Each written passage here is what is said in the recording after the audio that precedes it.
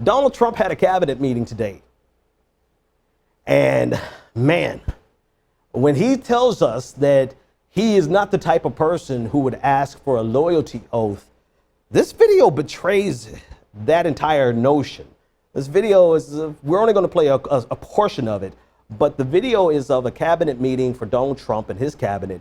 And they went around the table, one by one, and they introduced themselves.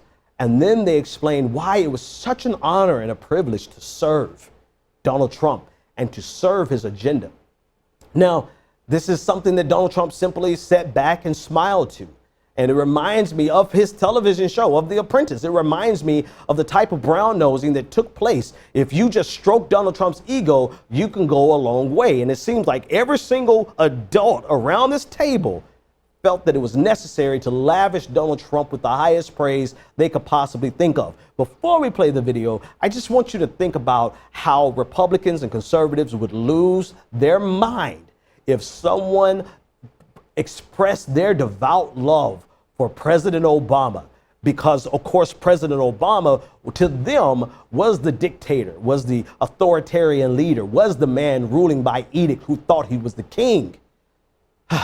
And now we have people like Reince Priebus, who basically prostrates himself before Donald Trump and worships him as though he was some type of man god. This is Reince Priebus. On behalf of the entire senior staff around you, Mr. President, we thank you for the opportunity and the blessing that you've given us to serve your agenda and the American people, and we're continuing to work very hard every day to accomplish those goals. We're blessed. Donald Trump, we are so blessed to just be in your presence. The glow of your orange tan simply radiates the room, and we prostrate ourselves before you, and we thank you for the blessed opportunity to serve your agenda. Somebody tweeted to me today, it was beautiful. She said, well, at least they're getting some diversity, a room full of white men with brown noses. That's a step in the right direction. Chuck Schumer went one step further and gave us this clip. I want to thank everybody for coming. I just thought we'd go around the room. Lucy, how'd we do on the Sunday show yesterday?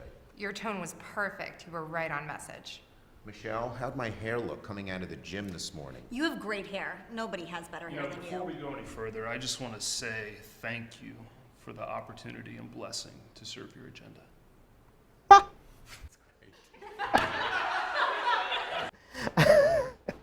It was a great clip. Hey, Chuck Schumer is Chuck Schumer. Think whatever you want to about him, but that clip really demonstrates the absurdity of Donald Trump, of his cabinet. Listen, I get having respect for the office of the presidency, but this is one bridge too far. This shows you that Donald Trump is the caliber of person who revels in being lavished with praise, to the point where you have to ask yourself the question: is there anybody around Donald Trump who can tell him no?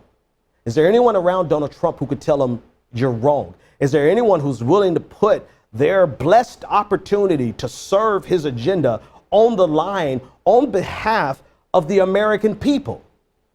Because without someone willing to put themselves on the line and tell him no, Donald Trump will forever be this immature man-child who has never been told no.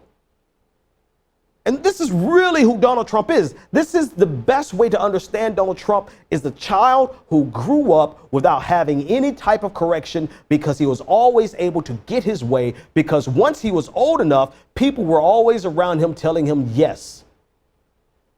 And leadership does not need a room full of yes men or yes women.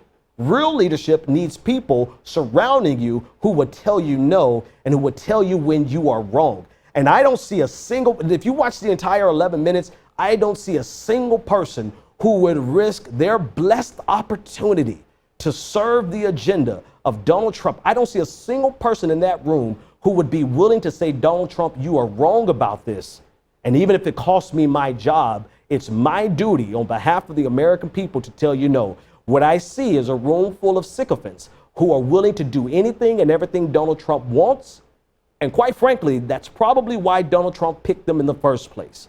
Donald Trump is not going to surround himself with people who's going to tell him no. he's going to surround himself with people who will lavish him with praise.